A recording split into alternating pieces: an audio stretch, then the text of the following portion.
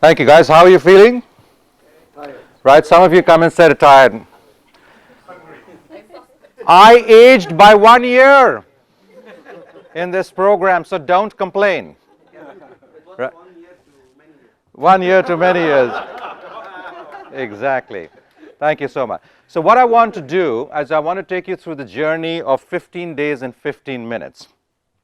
We had a welcome by the academy. It was Monday. We came in, we got together, and then we went for our first session and we said, what is entrepreneurship? I asked you guys, what are the attributes of an entrepreneur? You put them up on the board, you put up your concerns, and it turned out to be a hero, a superhero.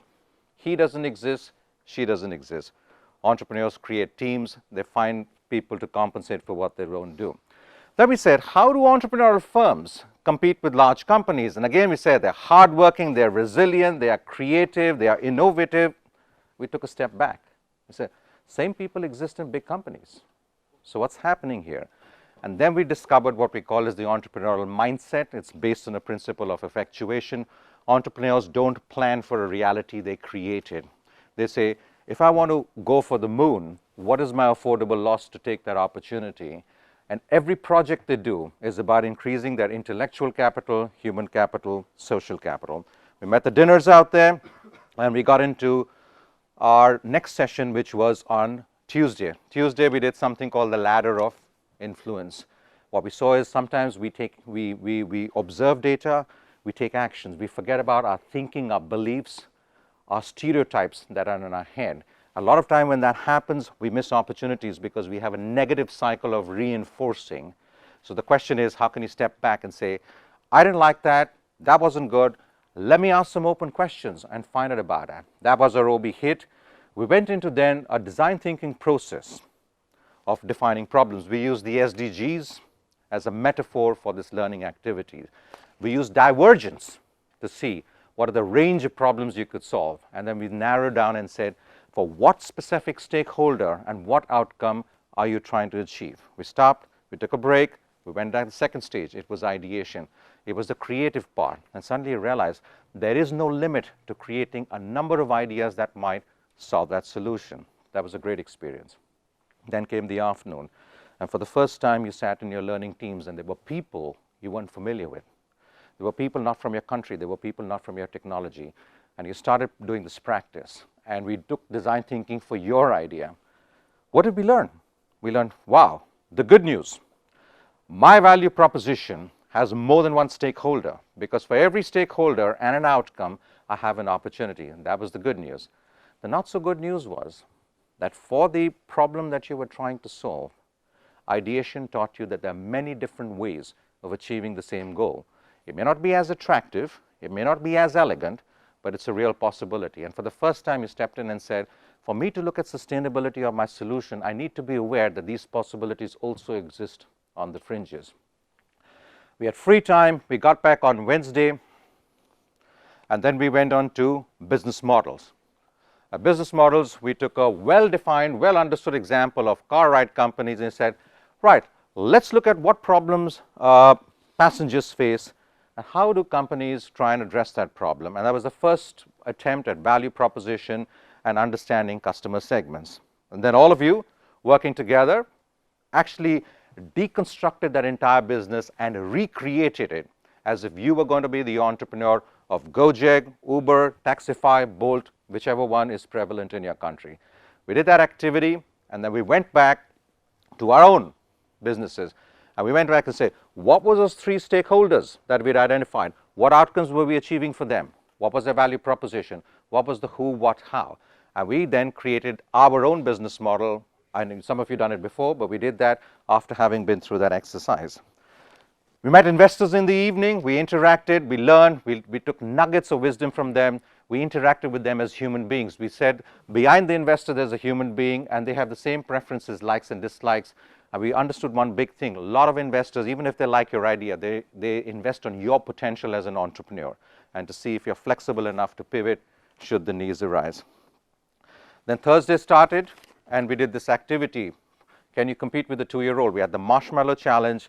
And what we learned is quite difficult, and kids are a lot more creative when they do that. And why do they do that? They do that because they're able to take risks, they can try, They learn from those failures, and kids outperform adults. And the reason for doing this activity was to give you a feel that actually entrepreneurship is a hugely creative process. So if you've got hobbies, take your creativity, think of entrepreneurship as something, because the way you position yourselves, the way you compete with much larger companies, the way you're going to get finance is an extremely creative process. Then we went and we did the customer journey. And the learning in customer journey was, it's not when the customer buys your product, it's when the customer discovers a need. And then they discover you, and they say, can I try it? And they buy it. Do they like it? Will they tell other people? So you crafted that entire journey, and it was a complete outside view of what was happening. And we got you back and said, all right, guys, you've done your business model. It's a hugely rational exercise of making bullet point lists in 9 boxes. Step away. Give us a 3D visualization of what you can do. And you impressed all of us. And some of you were so creative that you got your daughters, your friends, your family, your interior designer wives to come and do it. And each one of you had an absolutely fantastic presentation out there. I'm hoping that you surprised yourselves that you could do that activity, and I'm hoping I'm right in saying that. We finished there, we took lunch, and then the first time we moved on to validate, and that was taking your business model canvas onto the cloud. And it's the first time you went out there, and we ran these sessions in parallel. There were mentoring sessions, there was introduction to validate, and we ran one session which was about entrepreneurial teams. We put all of you in a situation, and what surprised all of you is that you could react in 6 completely different ways. And then we stepped you back and said, when you're running entrepreneurial teams and people are running fast and people are stressed, how do you lead them? And we said, actually, there is a palette of potential leadership styles you could adopt based on the wider situation of what you're trying to achieve. If people are pushing you and they're not accepting you, you can be democratic, but if you've got to hit goals and there's no choice, you got to be pace setting. So we gave you those options, and it was your first sort of self-awareness program about them. Sarah Jones came, and she's talked to all of us over here in the evening, and she talked about resilience, a big feature in an entrepreneur's journey. And she said there are techniques to bounce back, regression to the mean, but there are also techniques to bounce forward. And she described Elon Musk's example, how when you hit adversity and say, what is the opportunity I can create in this adversity to bounce back? But be careful here, that doesn't happen all the time. If you don't have the quality mind, sometimes it's just important to sit, relax, step back, socialize, get that mind space, get that head space before you tackle the next problem. So you've got, again, those are choices that you need to make out there. Friday, we did a OB hit. We did an OB hit on culture and influence. It's the routines and rituals and stories that really create the culture in an organization. If you're going to create an organization, just remember something. The organization will have a culture no matter what. The question is, are you going to be the one that's going to set it out there? Then we went into deepening your business model, and you turned around and said, I don't have a product. How am I going to talk to the customer segment to find out if their need is my likely candidate?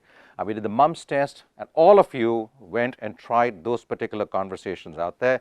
We took a break, and we moved on to what is a very important part of the whole lean strategy project, which was defining the MVP. And we were asking you to come up with MVPs for your particular technologies to answer 3 really important questions. Before I build it and spend all my money, will they try it? Will they buy it? Will they derive enough value? Will they tell other people about it? Because that's the growth story of startup. We had a Friday off, and we came back again on Saturday. And we had another OB session, and that was on biases. We think we're rational human beings, but through a series of surveys and tests, we said, no, actually, we think quite differently. We are anchored. We are anchored by what we hear. We have biases on availability. Just want to know that these are like laws of gravity. They're there all the time. You need to be aware, and sometimes you need to say how you can leverage. And being available in your customer's mind is one of those things that you can take away from there. At the alumni panel, you met 4 of your colleagues who've been through the journey before. I wasn't in the room, but I believe it was a fantastic experience. We got back, and for the first time again, we looked at your business experiments, whether it was on a sheet of paper, and validated and said, that was our imagination. That is how we think our business can run, but we haven't tested anything. So what are the tests that we can do which are cost effective, quick to run, cheap, that we can run and quickly find out whether this is going to work in the market? So that was the first step into business experiments. And then again, we had 3 sessions running. Neil ran a session which was on thinking like an investor, and he broke it into 2 parts. An investor looks at you as an individual, your risk appetite, and other team members, and whether you know this particular industry. But he also turned around and looked at and said, is that a market I'm interested in? Do you know your first 10 customers? Are you able to make sufficient margin? Will you be alive 2 years from now?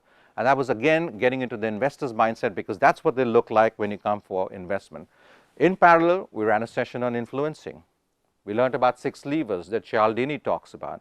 We also learned these 6 levers of persuasion are there everywhere. Again, it's like gravity. You need to be aware. You did a fun activity, you replayed a case, and all of you came up with top marks at that particular thing. So that was then free time on Saturday. We had a break on Sunday. We were end of week 1. Everybody with me? Good.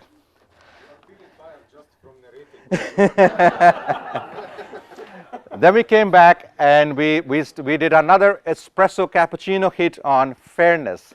And again, it was to give you a sense that people take fairness from a lens that's convenient for them, whether they are needy about it, whether they think everybody should get an equal share, or people should get more because they put in more out there.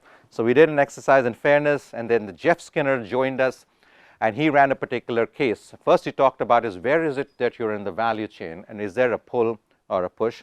And then he did a case on Mediceve and took us through the journey of this investor struggling with how they were going to spend the little bit of money they have right now to hit the next milestone. And he again reiterated what we told you about the risk and value curve, showed you it's a step function, and basically brought back the point that your next steps to hit the valuation should be the ones where the investors are likely to give you more money, because that's your growth path.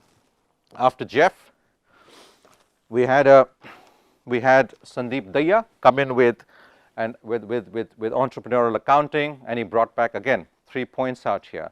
One is the business operates on cash. Cash is the oxygen. There's a cash flow cycle that operates in the business that creates more cash. The other thing he said is that if you are going to be in the business, you have to understand the rules of the game, and accounting is one way of keeping score. A lot of you had this whole sort of confusion about revenues, dividends, etc. And he basically said separate the cash part completely away from everything else that creates noise, which is income, profit, earnings, dividend. That all comes later. The main thing you've got to take away from that is having cash, because if you're out of cash, your business is not going to run. And that from that came the famous thing that he said, for all of us, time is money, but when you're an entrepreneur, money becomes time, because you run out of money, you run out of runway. We came back on Tuesday. We had another OB session on networking. We had a group mentoring session, and I followed that up a session with cash and cash flow. And again, I wanted to bring 3 really important points out there. The first is when you go for investment, how important timing is as a part of it, because as much as you can do without going for external investment allows you to go get that same money at much higher valuations without losing control, without losing equity out there. The other thing I covered out there was the concept of frugality. We think it's a bad thing. No, actually it's a great thing. It helps us focus our mind and really spend money on those things that really matter out there. And the last thing I left with you, which is in the deck, is understand the magic of traction. Traction is what investors look for. We again broke up into parallel sessions in the afternoon. Julian ran a session on the sales DMU. If you're selling into a business, you've got to understand that there are more than one people that you need to deal with. There may be somebody who absolutely loves you and wants to take a risk, but there's a gatekeeper, there's an accountant, there's a boss, there's one person who's got to sign the check. So you need to have a strategy of dealing with all these people. And he also taught you a special technique called the spin technique, which is going in and finding out the situation and having a negotiated conversation for the need and trading for what you're going to do. After that session, we had a session on diversity and inclusion by Monica, and Monica talked about not only is there a business opportunity and look at some of these segments because they may be extreme users, but there are also benefits of having diversity as a part of your team because it increases the creativity and avoids the groupthink that normally happens in companies. Jonathan Rolfe came in. Anybody laughing yoga? Did anybody do that? Right, okay, there you are. So, right, so he did that. He was so good that we did him, we got him there twice out there. We finished that particular session, and then we were here on Wednesday. Wednesday we played the game on negotiation. We found that if we don't collaborate, everybody can lose, and that was a prisoner's dilemma game. We came back, we learned the principles of negotiation. We learned that it's not a one-time hit out there. The process is as important. out there. We learned some basic principles, and we had you do a case. We had observers to see how you came to an agreement. So that was your first step in negotiation, and for sure we'll do more of that when we move into remote activities. In the evening, in the afternoon, Jaideep came in from Cambridge, and he talked about 3 things for us. The first was Jugaad innovation, and Jugaad innovation is how do emerging market countries deal with innovation in situations of extreme resource scarcity. And he showed a number of examples where you can do 80% of the cost, 80% of the product, right, with just 20% of the resources. Some of these products are 100th the cost. He also spoke about frugal innovation, which is techniques that Western companies are using in getting innovations to different segments of the market. But the question that he left you with, and we use again design thinking processes, if you're here today and the challenge is how can you get to 1 million users in 3 months, the answer is you can't. You have some barriers. The question he said is how can you use frugal innovation or Jugaad innovation techniques to solve the adoption barrier. So I think that was the challenge that was left. I think that happened yesterday. We are here today with 2 gentlemen out here. So Jeremy dealt with body and breath, and Andrew dealt with pitch and presentation. All of you are well prepared. I think all of you, are like $1 million out here. So this is where we are at the end of the journey. I want to just share that this has not been possible without all the people who have been involved in this journey. So those are the people who have been involved as a core part of the Shine team, which includes the main instructors, the specialist instructors, and the people who have been sat in room 6 out there. That list is not complete because it also includes all the other people who have been supporting you through this journey. On last counted, I think it was 37 people out there. And I think I just want to share this one image which for us captures the relationships we built, the trust we built with each other, and that happened really on 26th of February. And I just want to say thank you very much.